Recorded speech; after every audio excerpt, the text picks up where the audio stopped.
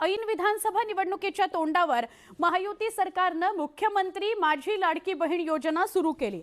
या योजनेअंतर्गत महिलांना दर महिना 1500 रुपये दिले जातात। या योजनेचा महिलांना फायदा झाला त्यापेक्षा महायुतीला जास्त फायदा झाला।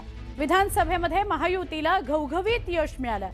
आता याच लाडकी बहीण योजनेबद्दल धक्कादायक वास्तव पुढे येत आहे। या योजनेच्या निकषात न बसणाऱ्या महिलांना नोटिसा बजावण्याचं काम सुरू झालेलं आहे। राज्यातील योजनांचा गैरफायदा घेणाऱ्या अपात्र लाभार्थ्यांवर प्रशासनाचा फास आवळला जातोय।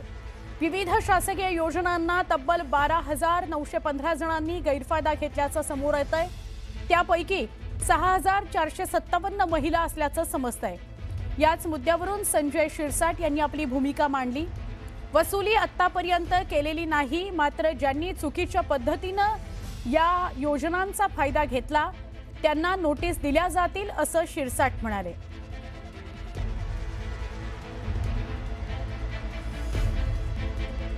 वसुली मला वाटतं आता अद्यापर्यंत केलेली नाहीये।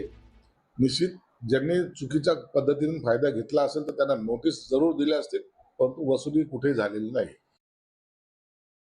हे लाडक्या बहिणींना याच्यात बदनाम करण्यापेक्षा ज्या पद्धतीनं मंजूर करताना तुम्ही प्रलोभनाच्या पद्धतीनं ही योजना लागू केलेली आहे, त्याच्यामुळे आता लाडक्या बहिणींना दोष देण्यात अर्थ नाही। तुम्ही सरसकट पुरुषांचे सुद्धा फॉर्म मंजूर केले आणि त्याच्यामुळे ज्यांनी मंजूर केले त्याच्यावर कारवाई करा।